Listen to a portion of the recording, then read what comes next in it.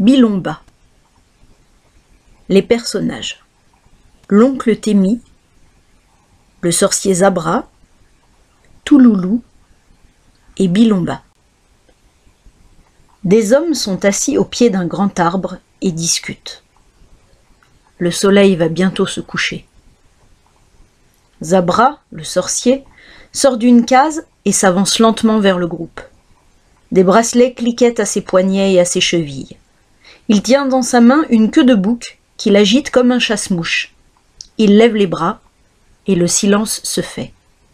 « Je vous ai réunis ce soir pour vous parler de Bilomba. » Les hommes sont surpris. Ils se demandent ce que Bilomba a bien pu faire. C'est un garçon de 7 ans et demi que tout le monde aime bien au village. Ses parents sont morts et c'est son oncle Témi qui s'occupe de lui. Zabra s'explique. Bilomba prend de mauvaises habitudes. Il devient turbulent, indiscret. Il fouine partout. Il met son nez dans ce qui ne le regarde pas. C'est la faute de son oncle Témi. Il est trop mou avec ce gamin. Il cède à tous ses caprices. Témi est assis à l'écart. Il écoute tristement le sorcier qui l'accuse. « C'est de ta faute, Témi. C'est bien toi qui lui as offert ce maudit Touloulou. » Touloulou est un petit singe noir avec une grande queue. Il ne quitte jamais Bilomba et n'obéit qu'à lui. Zabra a l'air de le détester. « C'est un singe voleur et braillard. Il s'introduit partout et saccage tout. Mais tout cela va cesser. Bilomba doit s'en aller. J'ai décidé de l'envoyer dès demain dans un village qui se trouve à 7 jours de marche d'ici. J'ai là-bas des amis qui sauront le dresser. On dit que les voyages forment la jeunesse. C'est vrai. Moi-même, quand j'avais l'âge de Bilomba, j'ai quitté mon village pour aller apprendre un métier. » Le village natal de Zabra. En vérité, nul ne sait où il se trouve. Qui est-il lui-même? On ne le sait pas non plus. Il est arrivé un jour avec ses amulettes et ses fétiches en disant « Je suis un grand sorcier et le plus grand guérisseur du pays. J'ai des remèdes pour soigner tous les malades. » Les villageois étaient fiers d'accueillir un homme aussi savant. Ils lui ont donné tout ce qu'il lui demandait. Et Zabra n'a plus voulu s'en aller. Maintenant, il se prend pour le maître ici. Tout le monde doit lui obéir, sinon gare à ses colères. Ce soir, il regarde les hommes accroupis autour de lui. Si quelqu'un a quelque chose à dire au sujet de Bilomba, qu'il parle. Je l'écoute. Les hommes se taisent. Ils baissent tous la tête. Zabra a un sourire moqueur. C'est bien, mes amis. Bilomba partira demain avec 2 hommes que j'ai déjà choisis. Quant à son singe de malheur, je vais le tuer. Sa queue me servira de fétiche. Maintenant, rentrez chez vous. Il fait nuit. Les hommes se séparent. Témi allume une torche et se dirige lentement vers la case où Bilomba l'attend. Bilomba est assis dans un coin sombre de la case et il pleure. « Je veux pas partir, oncle Témi. Toi non plus, tu veux pas, hein? Tu vas pas m'abandonner, oncle Témi. »« Bien sûr que non, » répond l'oncle. Mais il est inquiet lui aussi. Il parle à voix basse pour que personne ne puisse l'entendre au dehors. « Qu'est-ce que tu as bien pu faire pour mériter la colère de Zabra ?»« Moi, j'ai rien fait, » dit Bilomba. « Mais c'est tout, Loulou. Hier, il est allé dans le jardin de Zabra. Zabra l'a attrapé et il a voulu lui couper la queue. Alors Touloulou s'est défendu. Il lui a arraché son pagne. »« Et toi, demande Témi, où étais-tu ?»« Eh ben, j'étais devant le jardin. J'ai appelé Touloulou, je lui ai dit d'arrêter. Il est venu dans mes bras. Alors le sorcier a ramassé son pagne et il s'est recouvert l'épaule avec. Il m'a dit qu'il me punirait si je racontais à quelqu'un ce que j'avais vu sur son épaule. »« Tu avais vu quelque chose ?»« Mais non, justement, j'avais rien vu du tout. »« Tiens, tiens, dit Témi, comme c'est bizarre. » Il réfléchit un bon moment, puis il se lève.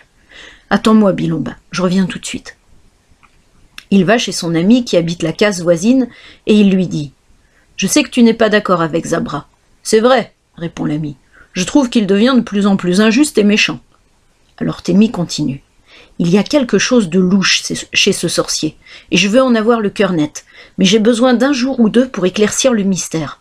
En attendant, acceptes-tu de cacher Bilomba chez toi ? » « Bien sûr, Témi, va vite chercher ton neveu. » Peu après, Témi revient avec Bilomba qui porte son petit singe noir dans les bras. Avant de les laisser, il dit « Ne t'inquiète pas, Bilomba, ici tu es en sécurité. Je passerai te voir demain matin aussitôt que je pourrai. » Le lendemain, de très bonne heure, Bilomba est réveillé par des bruits de pas. Dans la case où il se trouve, tout le monde dort. Il se lève précipitamment et regarde à travers un trou de la porte. Zabra arrive, suivi de 2 hommes. Ils s'arrêtent tous les 3 devant la case de Témi et le sorcier crie « Bilomba, c'est l'heure du départ, dépêche-toi » Sans attendre une réponse, il entre avec ses hommes dans la case. Bilomba entend une dispute et la voix de Zabra qui menace Témi. « Où est ton sale gamin? Tu l'as caché, oui, avoue-le, tu l'as caché. Ah, mais je saurais bien le trouver, je vais fouiller tout le village. » Bilomba frissonne. Touloulou vient se blottir dans ses bras comme pour le rassurer. Le garçon réchauffe ses mains glacées par la peur dans la douce fourrure du petit singe. Il lui murmure à l'oreille. « Il faut fuir, Touloulou, sinon Zabra va nous prendre. » Il entr'ouvre la porte de derrière et il se glisse au dehors. Personne ne le voit. Alors il se met à courir, à courir. Il traverse un champ de manioc, puis sans réfléchir une seconde, il s'enfonce dans la brousse. Peu de temps après, la nouvelle se répand dans le village. « Bilomba a disparu! Il a disparu !» Des femmes se lamentent. Des enfants arrêtent leur jeu, et Témi sent que des larmes lui montent aux yeux. Il se demande ce qui a bien pu arriver à son neveu. Zabra est fou de colère contre Témi, et il lui crie « J'ai tout compris! Tu as laissé Bilomba s'enfuir cette nuit, mais ne t'en fais pas, je vais le rattraper. De toute façon, il ne peut pas tenir longtemps seul dans la brousse. » Il rassemble 5 hommes. L'un d'eux est un pisteur, et Zabra lui dit en agitant sa queue de bouc « Retrouve immédiatement la trace de Bilomba, sinon je te transformerai !» Le pisteur se penche pour examiner le sol, puis il tend la main vers une direction et il dit « Bilomba s'est enfui par là !» Aussitôt, le sorcier et ses hommes partent sur cette piste. Témi les regarde avec un petit sourire moqueur. C'est un bon pisteur lui aussi. Et il vient d'apercevoir dans la poussière l'empreinte d'un petit pied qu'il connaît. Il en découvre un autre, et encore un autre. Ces traces ne vont pas dans la direction de Zabra. Témi est sûr qu'au bout de sa piste, il y a Bilomba. Il prépare rapidement un baluchon avec un hamac, quelques patates douces, des mangues et une planchette à feu. Puis il se met en route. Pendant ce temps, loin du village, Bilomba marche sans savoir où il va. Touloulou sautille derrière lui, parfois il se perche sur son épaule. Pour calmer leur faim, tous 2 mangent des baies sauvages, mais ils n'ont rien à boire et il fait de plus en plus chaud. Au bout d'un moment, Bilomba est épuisé, et il se laisse tomber au pied d'un arbre. Il a envie de pleurer. Soudain, il voit Touloulou faire des bonds et des cabrioles en criant devant un gros buisson. Bilomba s'approche. « Pourquoi fais-tu tant de bruit? Qu'est-ce que tu as vu dans ce buisson, Touloulou ?» Il écarte les branches et découvre des boules d'un vert tendre et velouté, grosses comme des calebasses. À son tour, il pousse un cri de joie. « Oh, une fontaine miraculeuse !» C'est une plante extraordinaire. Bilomba en a souvent entendu parler, mais c'est la première fois qu'il en voit. Ses larges feuilles s'ouvrent la nuit et se referment chaque matin en retenant la rosée ou les gouttes de pluie. Elles sont pleines d'une eau limpide et parfumée. Au village, on dit que cette eau est magique, que c'est la boisson préférée des bons génies de la brousse, qu'elle porte chance à ceux qui en boivent. Touloulou saisit une boule et la retourne lentement. Il recueille l'eau dans sa petite main velue et boit. Bilomba en fait autant. Un petit oiseau brillant vient se poser dans le buisson. C'est un suimanga. Il perce une boule avec son bec long et fin, et il aspire l'eau comme on le ferait avec une paille. Bilomba le regarde sans faire un geste pour ne pas l'effrayer. Maintenant, Bilomba n'a plus soif. Il se sent mieux. Il regarde autour de lui pour trouver une bonne piste à suivre. Touloulou a disparu entre les arbres, sans doute pour chercher des bananes. Mais tout à coup, Bilomba entend derrière lui des cris perçants. C'est le petit singe qui accourt, l'air affolé. L'oiseau s'envole. Bilomba se retourne et ouvre des yeux épouvantés. Un grand serpent se dresse devant lui. Le serpent redresse la tête et gonfle le cou. Il se balance d'un côté, de l'autre, comme s'il exécutait une sorte de danse du ventre. Bilomba reste figé sur place. On dirait que le serpent l'a hypnotisé. Touloulou crie et le tire par le bras pour l'éloigner du danger. Non loin de là, Témi s'est arrêté sur la piste. Il tend l'oreille. Je ne rêve pas. Ce sont les cris de Touloulou. Il se met à courir comme un fou. Bientôt, il reconnaît la silhouette de Bilomba à travers les feuillages. Il approche, mais il s'arrête brusquement, horrifié. Il voit son neveu, face à face, avec un serpent cracheur. C'est un des reptiles les plus dangereux de la brousse. Il aveugle ses ennemis en leur jetant son venin dans les yeux. Bilomba est tellement fasciné par l'animal et pétrifié par la peur qu'il n'a même pas entendu son oncle arriver. Témi ramasse une grande feuille de bananier. Il la tient devant son visage et il bondit derrière le serpent en criant « Ne bouge pas, Bilomba! C'est un cracheur, mais n'aie pas peur, je suis là !» Surpris, le serpent se retourne. Bilomba en profite pour reculer de plusieurs pas. Il se sent mieux maintenant. Son oncle lui crie « Ramasse vite la feuille de bananier qui est à tes pieds et fais comme moi, protège-toi le visage !» Bilomba obéit. Un instant après, il entend un sifflement et de fines gouttelettes de venin viennent s'écraser comme la pluie sur la feuille qu'il tient devant son visage. « Maintenant, avance doucement !» crie Témi. Et lui-même se met à avancer prudemment vers le serpent. L'animal ne sait plus où donner de la tête. Il tourne comme une girouette en crachant son venin tantôt sur Bilomba, tantôt vers Témi qui crie « Continue de baver, sale bête !» Le serpent siffle et crache tant et si bien qu'il finit par épuiser sa réserve de venin. L'oncle Témi s'arrête tout près de lui. Le serpent essaie de le mordre, mais Témi fait un bond de côté et réussit à l'éviter. Le serpent comprend alors qu'il a perdu la partie et il s'enfuit dans les broussailles. Bilomba se précipite dans les bras de son oncle et éclate en sanglots. Il a eu si peur. Témi le console. « Oublie cette méchante bête, Bilomba. Nous avons bien d'autres soucis, tu sais. » Touloulou sautille autour d'eux. Il a envie de les faire rire. Bilomba essuie ses larmes. « Je veux rentrer, oncle Témi. »« Pas ce soir, » répond Témi. « C'est loin et il est déjà tard. Et puis, nous risquons de nous retrouver nez à nez avec Zabra qui te cherche lui aussi. Non, il vaut mieux passer la nuit dans la brousse. Demain, nous verrons bien ce qu'il faut faire. » Témi, Bilomba et Touloulou marchent pendant quelque temps à la recherche d'un endroit sûr pour passer la nuit. Ils entrent dans une grande forêt et ils trouvent une clairière avec 3 arbres au milieu. Témi pose son baluchon et dit « Nous ne pouvons pas aller plus loin, nous allons camper ici. » Bilomba aide son oncle à débroussailler le terrain au pied des 3 arbres. Tout autour, ils creusent de petits fossés. Ils entassent du bois mort au milieu du campement et dans les fossés. Témi installe le hamac entre 2 arbres, puis il allume le foyer avec sa planchette à feu. Il fait déjà nuit. Bilomba mange une patate douce, cuite dans la cendre, et une mangue. Puis il se couche dans le hamac. Touloulou grimpe sur une branche. Le garçon a du mal à s'endormir. Il écoute les cris lugubres des roussettes. Ce sont des grandes chauves-souris qui vivent en Afrique et en Asie. Des chats-huants aussi. Les chats-huants sont des rapaces qui sortent la nuit. Il aperçoit dans l'ombre les yeux phosphorescents des fauves. Mais il sait que l'oncle Témi est en bas, près du feu, et qu'il veille. Alors il s'endort. Témi jette de temps à autre des branchettes dans le feu. Il est fatigué, il commence à somnoler. Soudain, il entend un bruit sourd qui vient de loin et qui grandit. La brise lui apporte une odeur forte. Il bondit en criant « Les éléphants !» Il se précipite vers le foyer pour raviver les flammes. Les premiers barrissements retentissent comme des trompettes. Bilomba se réveille brusquement et saute de son hamac. Son oncle lui crie « Vite, allume le feu dans les fossés !» Le garçon prend une torche et met le feu aux brindilles. Témi jette des fagots entiers dans les brasiers. Le campement est entouré d'une barrière de flammes. Touloulou se réfugie dans les hautes feuilles. Bilomba est effaré par le bruit terrible des éléphants qui approchent. « Ils sont peut-être une centaine, dit Témi. Ça arrive quand ils changent de territoire à cette saison. Et nous sommes probablement sur leur route.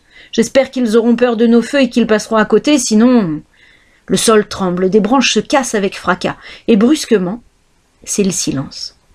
Mais Témi et Bilomba savent que les éléphants sont là, à quelques dizaines de mètres du campement. Ils entendent le gargouillement de leurs énormes estomacs. Témi chuchote. « Ils nous observent en ce moment. » Soudain, un barrissement terrifiant résonne dans la nuit, suivi du bruit de galop qui se rapproche. Bilomba hurle « Les éléphants attaquent !» Mais le galop cesse d'un coup. L'homme et le garçon voient se dresser devant eux une masse sombre, énorme comme une montagne. L'éléphant s'est arrêté à la limite de la zone éclairée. Il observe Bilomba et Témi à travers la fumée et les flammes. Il agite sa trompe de gauche à droite, et puis il la baisse. Il rabat ses grandes oreilles, dodeline de la tête. Enfin, il recule et disparaît. Bilomba et Témi restent pétrifiés. Au bout d'un long moment, la brousse semble se réveiller à nouveau. Les éléphants reprennent leur marche. Ils contournent le campement et s'enfoncent dans la forêt. Le calme revient peu à peu. Témi essuie la sueur sur son front. On l'a échappé belle. Le lendemain, au petit jour, Bilomba et son oncle sont déjà sur pied. Ils éteignent les feux, rebouchent les fossés et se mettent en route.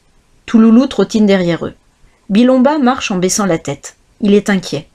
Et au bout d'un moment, il demande à Témi. « Où allons-nous » Témi a déjà réfléchi à cette question. Et il a pris sa décision. Il va rentrer au village et s'expliquer avec Zabra. « Fais-moi confiance, Bilomba, dit-il. Maintenant, tu n'as plus rien à craindre de ce méchant homme. Je sais comment l'empêcher de te faire du mal. » Au même instant, une voix terrible les fait sursauter. « Ha ha ha ha ha! Vous voilà pris comme des rats! On n'échappe pas, Zabra !» Le sorcier a bondi devant eux. Il regarde Bilomba avec ses yeux méchants. « Je t'ordonne de m'obéir. Tu vas suivre mes hommes jusqu'au village où tu dois faire ton éducation. Quant à toi, Témi, tu seras puni comme tu le mérites. » Bilomba, effrayé, court se cacher derrière le tronc d'un grand arbre à pin. Zabra s'élance pour l'attraper, mais Témi lui barre la route. « Tu ne toucheras pas à un cheveu de cet enfant tant que je serai vivant. » Le sorcier prend un air menaçant. Il agite sa queue de bouc. « Écarte-toi, Témi, ou je te transforme immédiatement en serpent !» C'est alors que Touloulou, qui a grimpé dans l'arbre à pin, se met à pousser des cris perçants. En même temps, il secoue les branches et les fruits de l'arbre commencent à pleuvoir. Un fruit plus gros et plus mûr que tous les autres vient s'écraser comme un énorme gâteau sur le crâne de Zabra. Le sorcier assommé s'écroule sur le sol. Ses hommes s'approchent l'air inquiets. Les fruits continuent de tomber et Bilomba crie « Arrête, Touloulou, ça suffit !» Zabra ne bouge pas. On dirait qu'il est évanoui. Alors Témi se dit « C'est le moment ou jamais de voir ce que je veux voir. » Il soulève le pagne qui cache l'épaule du sorcier et se met à crier « Venez voir tous! Regardez cette marque que Zabra a sur l'épaule. C'est la marque du serpent. » Bilomba et les 5 hommes se penchent sur le sorcier et observent le tatouage. Témi leur explique. « C'est le signe des bandits et des voleurs d'enfants. Ils se font souvent passer pour des sorciers. Il y a longtemps que je me méfiais de Zabra. Il nous a dit qu'il était guérisseur, il ne sait même pas soigner un rhume. » Témi s'adresse à Bilomba. « Tu comprends maintenant pourquoi Zabra voulait te chasser du village. Il a cru que tu avais vu cette marque et il avait peur que tu en parles. » Pendant ce temps, Zabra revient à lui. Il ouvre un œil et voit son pagne défait. Il comprend tout de suite ce qui s'est passé. On l'a démasqué. Il regarde les hommes qui l'entourent et il se dit « Ils vont me battre à coups de bâton et me laisser pour mort dans la forêt. À moins qu'ils ne me ramènent au village où je serai puni encore plus durement. » Tremblant de peur, il demande « Qu'allez-vous faire de moi ?» Témi lui répond « Nous allons seulement te chasser, vieille canaille. Va donc te faire pendre ailleurs. » Zabra n'hésite pas une seconde. Il se lève et sans dire un mot, il s'enfuit en courant. Les autres le regardent disparaître derrière les arbres. « Voilà une affaire réglée, dit Témi. Rentrons chez nous maintenant. Nous y serons en paix et au fond, c'est grâce à toi, Bilomba. »